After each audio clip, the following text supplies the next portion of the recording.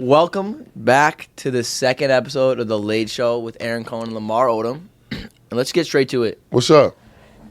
Sunday night, the Lakers played the Blazers, and we'll skip to the end. The Lakers were up by 1, 30 seconds left, 18 seconds on the shot clock, and Russ. That's a bad shot. Can't take that shot. At the end of in the third quarter, that would be a good shot to get the 2 for 1. It was the end of the game. This is a bad shot. So after the game, he said it was a good shot, and Darvin Ham said it was a good shot at the end of the third quarter or end of the second quarter. It's good that his coach has his back, but that's a bad shot. Yeah, but he has his back, but at the same time, it was a bad shot. Yeah, he needs to know. How do you tell him it's a bad? How do you tell a professional athlete that was a bad shot? But besides, sit him down and tell him, get on the line. He ain't gonna put him on the line. I'm saying, but Darvin Ham didn't. He said it was a good idea, but he just wished that he drove to the rim. Yeah, at that time of the game, they were up 1. They were up 1 with 30 seconds left in the game. With 30 seconds left in the game, on the shot clock. And it's quick shot. But also, you take in consideration his really poor shooting start in the first 2 games, and that was the third game. Had a bad night that night too. It's like, listen, even if he was 10 for 10, it's still a bad shot at that point of the game. If you miss, you know what I mean? Well, obviously, if it goes in, yeah, if it goes in, then it's all right. You know what I mean? Yeah, but it didn't go in. So, what do you think the Lakers should have done in that scenario? Well, he should have drove to the hole. Russ, or you saying anyone? Anybody at that point of the game, up 1. Me personally, I think LeBron's got to have the ball in his hands, or AD. Was it a broken play? No, it was literally like they get the rebound. They get the rebound, and they're no. Simon scored. They get the rebound. They bring it up. Russ on the right side. But he was just feeling beginning of the shot clock. It was like 6 seconds of the shot clock. Shoots. Let me see it. Pull it up. I mean, he had space. It was wide open. He was in rhythm. I can see why he said it was a good shot, but you missed it. Is it still? I have a question. Is it and still? You got to understand too. Is like, you got to understand.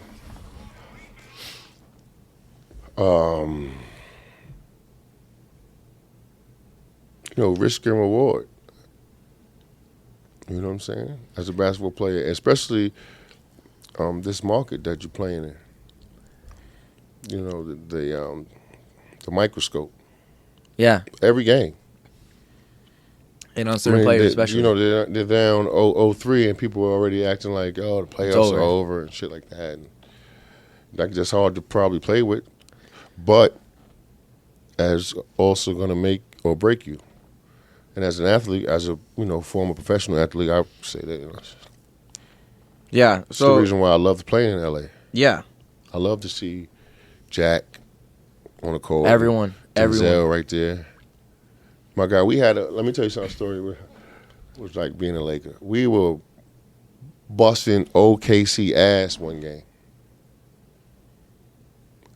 And this was around the time where I got a feeling. Yeah. Remember when that song was out? Yeah. And the whole Black Eyed Peas were there. Okay. And that song came on. They gave the Black Eyed Peas the mics, and the whole fucking concert broke out during the game. That was like, I know OKC had to be embarrassed that night. I feel like that's only in LA. Concert break out during our game. I feel like that's only in LA. But that's like part of it. Yeah. You know what I mean? So I'm not saying that on a court, you're saying, yo, if I, make this shot, oh shit, I'm gonna be the hero. Everybody gonna be talking about me in the paper, or if I miss it, the same thing. That's going through your head, but that was the risk that he took. Yeah. And that was the reward. Yeah. That was a bad shot. I'll tell him to his face. I was there. He knows basketball. I was there, and people were not happy. You feel what I'm saying? Fuck the people. This man averaged a triple-double in the NBA. I know he knows that was a bad shot. If he could take it back, he would probably take it back. And now you're down 0-3. I'm not saying it was because of that shot. No, it's a full game. Yeah. You can't. But you having played a big chunk of your career in LA, how did you deal with the negative media attention, negative fan attention? Because the Lakers are going through it right now. Well, I won. Twice. But I'm saying during even in the times where we were like before Powell, you know what I mean? Where we didn't make the playoffs. You know what I mean? That's what I'm talking about. Or exited in the first round. I never went through what Russ is going through in my professional career, and that was like I questioned myself. Maybe the last time, just my last stint with the Clippers, and that's because I came in really overweight. Okay. You know what I'm saying? Yeah. But as far as like me making a move and like really questioning it, it's like fuck it, I missed a shot or that play went wrong. I don't think anyone in NBA history. There's probably like a small chunk of players that are going through what Russ has gone through. I mean, but just think, I got suspended in the weed. I mean, I got suspended in the NBA for smoking marijuana, and then had to come out and play for a team that people knew I was going to lose. So how do you deal with that? I mean, I was just confident enough in myself. So confidence. It's called self-esteem. And Russ has that. You know what I'm saying? So you got to dig down somewhere and find it, young man. That's it, because that's funny. The question was the first game that I went to. You know, I seen he got to the basket and he tried to make a pass, and I was just like, that's because he's just second-guessed himself. He was right there. It's just confusing because he has all the confidence in the world, but on the court you see him second-guessing himself. But speaking of Russ, how did you deal with trade rumors? Because every player is going to go through it. How did you deal with it? I mean, it kind of like made me try to like excel. You know what I mean? So you used it as motivation. Yeah, like fuck that. I'm gonna show you what you gonna miss or what you never gonna get back. That's it. That's the only thing you could do. What else though? My glass is always half full. You know what I mean? Has it always been? Yeah. So I was on my deathbed at one time. I'm saying like before that. Yeah, the way I was raised, I don't know. Yeah, always. Did it ever discourage you though, the trade rumors? Or was it always like, I'm gonna prove to them? Yeah, I'm gonna work through it, bust their ass, and let people know what they're gonna miss. You know. But again, I mean, I know Russell Westbrook. You know, I have a lot of faith in him. I know his pops. I appreciate that. And I think it's gonna be all right. You don't? And my followers all know me as the guy to always, be the optimist. Yeah. Because like you, that was the way I was That don't mean raised. you're always right. No, I know. Yeah. But I'm saying that was the way I was raised. Yeah. Always glass half full. Mm-hmm. And I took that side of my life, always being positive, and applied that to my brand and with the Lakers community. Yeah. And I've tried to stand behind Russ for as long as I could, but I can't anymore. Can't do it. And like I said in the last episode, I think Russ is a great player. I think, and I appreciate how he approaches the game 110%, all of that. But he's not working with us. He's just not working with us. And I know it's only been a year, but we've seen enough. Strong community do too. He is. And LA appreciates that, but what does that do for us on the basketball court? Yeah. That's all I'm saying. Love the guy. Speaking about that, I was talking to my friend coming over here, and in a lot of ways I was playing devil advocate even with my own thoughts, right? And I call him God James. Right? Yep. And he's done so many things on the court, and I've been 6'9" all my life, and if I was coming up right now in America, that was the guy I probably would want to play like, without a doubt.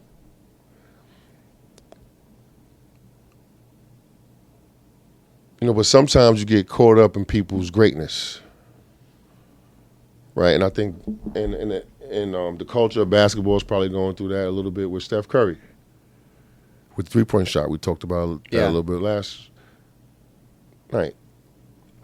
And I think right now the Lakers are really being caught up in LeBron James' greatness. Totally. And I admire him in so many ways. On the court. The reason why he probably, in my opinion, why I probably would lean to him as the GOAT in today's time, what he's done off the court. So you talk about what he's done on the court, Right. but like off the court. He has a school. His 3 boys, they probably got more money than me. So in today's time, as far as being an NBA player, being picked in today's time, bringing your boys along with you, nobody's ever going to probably surpass that. Along with his stats on the court. But I think that's hurting the Lakers with his relationship with Clutch Sports. Now, I know it's against the rules as an athlete to be an agent at the same time. But his partner runs Clutch Sports. So I would think he probably has a say-so on who He got a big pull. He's got a big pull.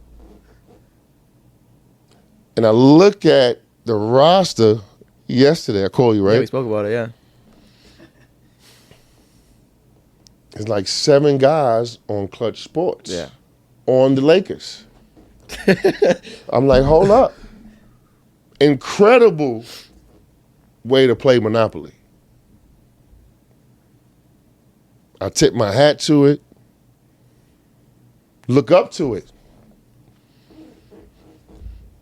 In so many ways. That's like the real, the strongest business move. He's probably the most strong. He's the most strongest athlete right now. And this is the Lakers. It's not like the Pistons. It's the Lakers. He's the strongest. When I think about that, he's the strongest athlete in sports. And he's not even getting any Clutch Sports money. What do you mean? Exactly. Against the rules. But I'm just saying, you know what I mean? These guys done everything. But right now, him playing Monopoly, that's kind of killing the Lakers. Because those Clutch Sports athletes, as far as the Lakers standards, they're really just NBA standards. And no disrespect to them, but I played in the NBA with Kobe, with some really good players. They would have to fight for positions to come off our bench. As far as from what I've seen, none of them standing out or they can't put the ball in the bucket. Do you see any alignment between Kobe's final years and LeBron's? Because everyone was like, "Oh, Kobe's final years, it's just farewell. We're not doing shit." No, because there's 2 different. The ways to the top was 2 different. They're gonna go out differently. You know what I mean? It's hard to compare greatness, right? It's I was just saying situation wise. But No. but I don't think you can speak better than me. No, LeBron's not retiring this year. No. Well, But I'm saying we won't see that until he says this is the end. Yeah, but there And when weren't. he says that, come on, it's gonna be like a parade. Oh yeah, At the end of every game, at the end of every arena, which Yeah. he deserved. of course. we're not gonna finish now, but we're gonna finish off with quick hitter questions. But now that we're on the topic, do you think LeBron has done enough for the Lakers organization to have his jersey retired His jersey retired? by the Lakers? I would say when he eclipses Magic and eclipses Kareem, if he does that as a Laker, then yes. But as of right now, just the one bubble championship, which a lot of people have an asterisk, which I don't know why they have an asterisk. All he did was play his schedule, which everybody else did. And had no escape. No players had any escape. You know what I'm saying? And he won. I think he should get a star for winning the championship in the bubble, because they were talking about how hard it was. Yeah. So you had to be in shape and mentally, you know what I'm saying, tight upstairs to win it. But you really think LeBron, because this is the Lakers. Yeah, and all he's done, not all. I'll stand by that. When he passes Magic and Magic's assists and Kareem scoring in a Laker jersey, yes. Yeah, but I think that's a career accolade. That's not a Laker accolade. Like, I know he's passing Lakers, but like... Yeah, but he did it in a Laker uniform. He's still going to be... He did it in a Laker uniform, but like... I think if he get those two. But I see your argument. That's a good argument. I personally think that since the Lakers are such a storied franchise, the bar has been set so high. You know, every time you go to Staples, you see up in the rafters, like, these names. They're not just any names. And I think that, you know, one ring, which we greatly appreciate as the Laker fan base, because, you know, it took 10 years. Yeah. I don't think it's enough. But it'll be interesting to see, because... at this rate, how much is he averaging this year? So far? Yeah. 30? Mid-20s. Mid-20s again? Yeah. But I think he'll end up... So at this, at this, let's say if he averaged 20, let's say a decline for him would be 23. He averaged 30 last year. You know what I'm saying? So I don't see him averaging under 25. I get that. I get all that. But I'm saying... So what will it take for you? That was what I was about to say. What would it take for you for him to win another championship? Because he ain't gonna be able to do it with that shit out there. And I'm not calling him, players. No. That's what I was about to ask you. But yeah, I think he'll need to win another championship. One championship is not enough to get your jersey retired, no matter who you are. He's gonna get his jersey retired by Cleveland, Miami, no doubt. But I don't think he's earned it yet. I'm biased when it comes to him. How's your relationship with LeBron? We're cool. You know, I don't think it's bad. Last time I hung out with him was years ago. So we got the Nuggets tomorrow night. Oof. Another star. I mean, every team's going to have a star, but we just played Dame, got smoked, and now we're playing Jokic. What was the mentality going into these games when you're playing against one of the, a top player in the league, specifically with Phil? What would Phil tell you guys before the game and during the game? Like, let's say someone's going off. Like, Dame has 35 in the third quarter. But our team was so about us. We wasn't going to do anything, different for anybody. Help coming from the baseline. The most you would get from us is that double in the post if you really, really got it going against us or got Powell or Andrew in foul trouble. But we already had a system that was implemented. Physically and mentally, though. So I don't know where this team head is at. I don't know where they're... That's why it's tough to compare. Yeah. Because they're just two totally different teams. Different teams. I can't even really... We're just... Only thing that we haven't really, I would say, in common is that we had a star player, so I can relate to the other guys. I know what they're going through, how it feels to, play with the man. But where do you think that comes from? The camaraderie, the connectedness, and the culture. Everyone's on the same string. I think the understanding of each other. shit, you really day to day you with each other more than you see your family. Traveling, everything. You know what I'm saying? More than you see the kids. So it's probably healthy to not stay in your room. You feel me? Or go to eat. Yeah. With each other during home games. Or go have pregame lunch with a teammate. Get to know your boy. Look at the Grizzlies. That camaraderie. Yeah, they got a good bond. Everyone. They got a good bond. You know, our leader's in his year 20. Right. You know.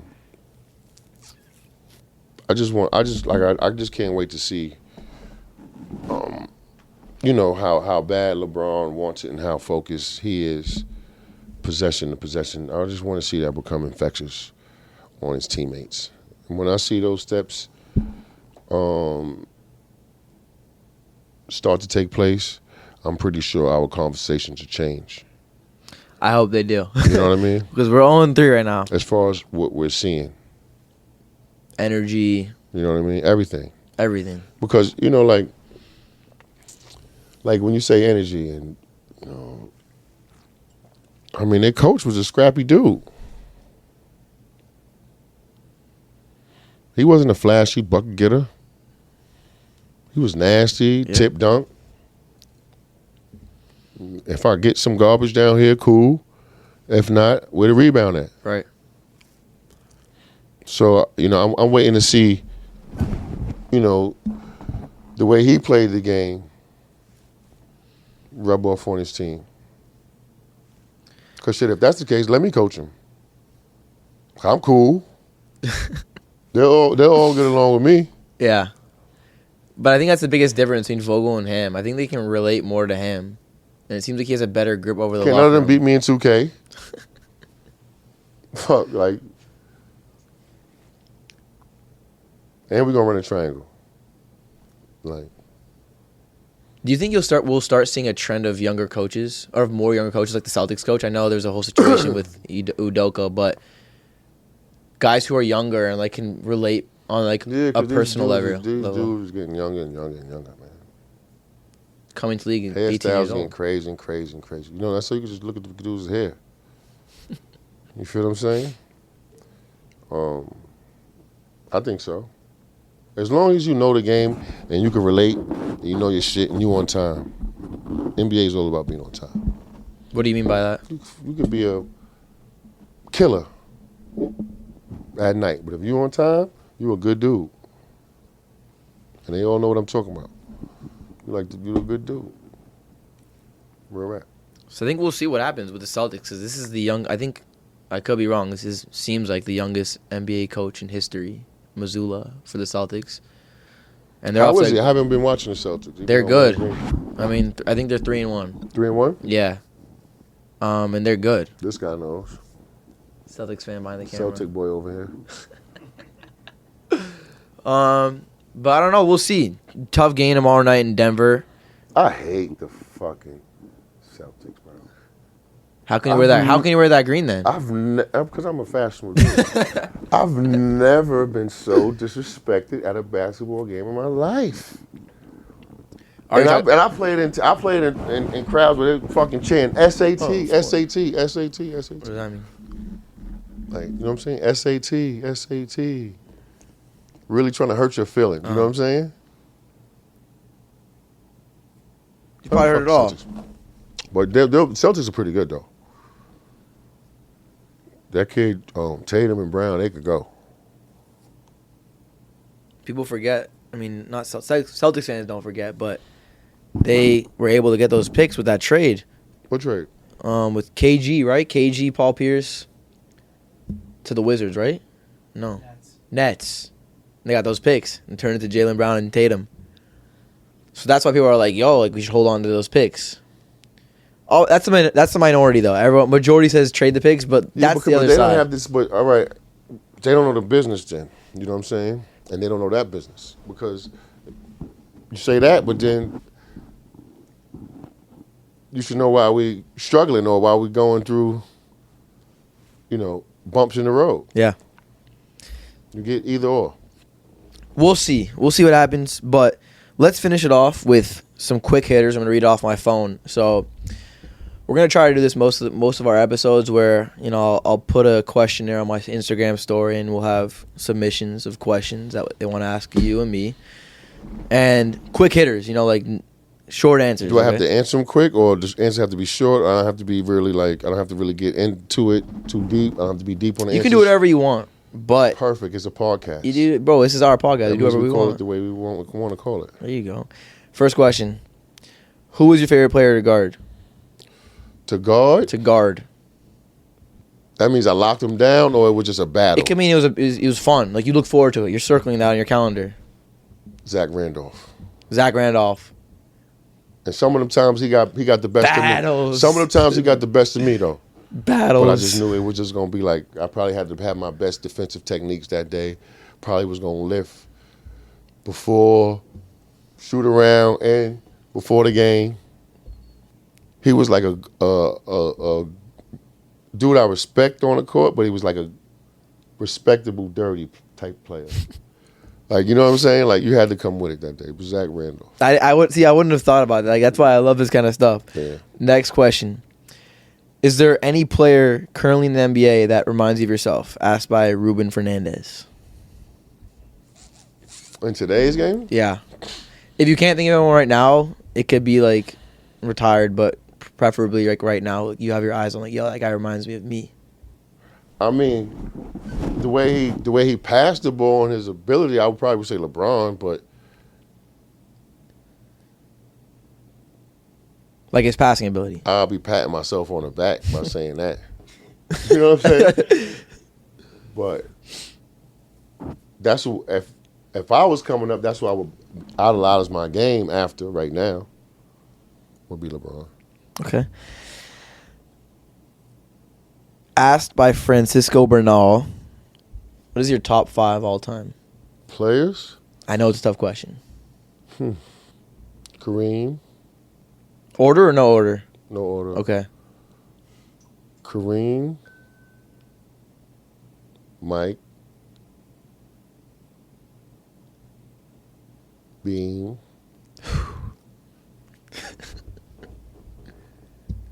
Braun. Magic or Bird. Either one of them. We're not gonna debate that. We'll let you guys do that. Yeah. But I like I that. mean, I heard Kareem. I like that. I was watching Larry Bird footage last night. This motherfucker played the Portland Trailblazers. He bust their ass. I forgot how much he had. He bust their ass left-handed. Was he hurt? No. Just like, fuck it, I'm gonna bust their ass with my left hand. He used to talk mad shit. In today's game, he probably getting tech thrown out every game. I hate that. It's like You can't even talk shit in today's game. Can't even look. You can't even look. He used to talk mad shit. Couple more. This one was asked by Ryan Han. Do you think LeBron has won his last ring? No. Next. Asked by Steve Godinu. Who is the greatest Laker of all time? That's tough. I mean, because for obvious reasons, you could say Kareem. Most points, right? And then obviously Magic, and then Kobe. And then you hear what Magic said. Depends on Kobe what- is. Kobe, Magic said it, right? Yeah, Magic said it. So I would say Kobe. Kobe? If it came out of Magic voice, Magic mouth. Agreed. You know what I mean? Yeah. Shit, I Kobe agree. told me he was better than Michael Jordan in the back of the bus. When was that? I don't know. We was coming from somewhere. I don't know. I think he might have just kicked somebody's ass or whatever. He was on the back of the bus. He was like, "Yo, I'm better than Mike." Was this like when he was like, young? Yeah, all right, Bean. Towards the end of his career? Huh? Towards the end of his career? Or was this like when he was like 2005? No, it was like 2009. You know what I mean? Like prime Kobe. Word. I don't know what the fuck made him even brought that conversation up. Do you recall like everything about that moment because that was the most asked question, and we'll talk about it a lot. Was he better than Michael Jordan? No, your favorite or one of your favorite Kobe stories. The most by far. Everyone wants to just hear these Kobe stories. Probably had to be the night this motherfucker.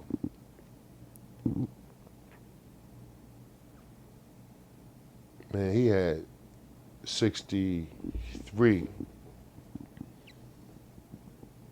And the Dallas Mavericks had 62. 3 quarters, right? He was scorching that night. So many nights, man. But what's it? Hold up, though. Practice. How about this? In practice, when the team, they know what set we running. We running the triangle offense against. We got to run it offensively and defensively. Mm. So in the NBA, in practice, like let's say if you score. Let's say in practice, if you score 10 times in practice, you had an amazing day. Like, you're gonna be running to the weight room to go, yeah, you had a fucking great day. I seen this motherfucker hit like 15 straight. Is he talking or no? Talking? What you think? I think yeah. Hell yeah, he talking. He hit like 15 straight in practice. Yeah, if you couldn't, if you couldn't develop good habits around that dude, then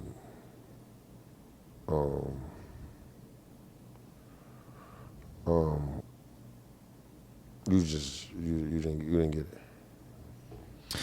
Last 2 questions.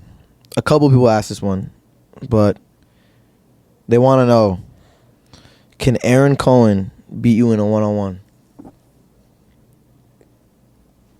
Like I would say, how Magic Johnson answered that Kobe question, I would say ask Aaron Cohen. Ask Aaron Cohen. Who asked you that question? Okay, but yeah, obviously. But I think it would be fun if we did like a shooting contest. We could do that. Stay tuned. Last question. We could do that today. We could do one. No, we could do that. That's nothing. Stay tuned for that. Last question. You've been in LA for a long time. What's your favorite restaurant in LA? That's easy. Easy. What is it? The Lobster in Santa Monica. Funny, because I've never even heard of that place. You haven't? I know I keep kosher and I'm in my little bubble of kosher restaurants, but yeah. I would say we can try it, but I can't eat it. You can't eat it? I can't have lobster. I keep kosher, but you know what we Lobster's can do? not kosher, it's fish. Unfortunately, it's not. But you know you what can't eat fish? I can have fish. But why not the lobster? It's shellfish. That's why? We got to ask the rabbis on that one. But my favorite restaurant we can go to, it's called La Gondola. It's on Wilshire and Doheny. Italian steakhouse. They got everything. And have I seen it before? It's on Wilshire and Doheny? It's on Wilshire and Doheny. I had to see it.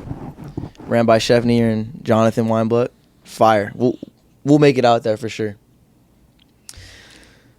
But thank you guys again for tuning in. This was the second episode of the LADE Show. Lamar Odom, Aaron Cohen. We will see you on the next one. Peace.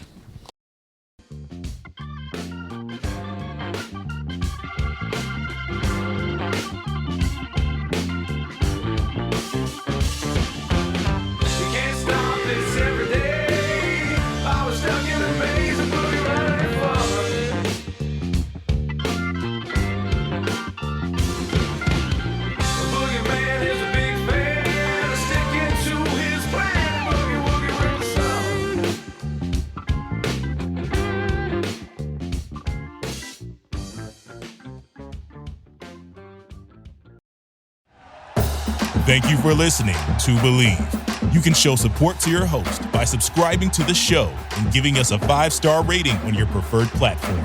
Check us out at Believe.com and search for BLEAV on YouTube.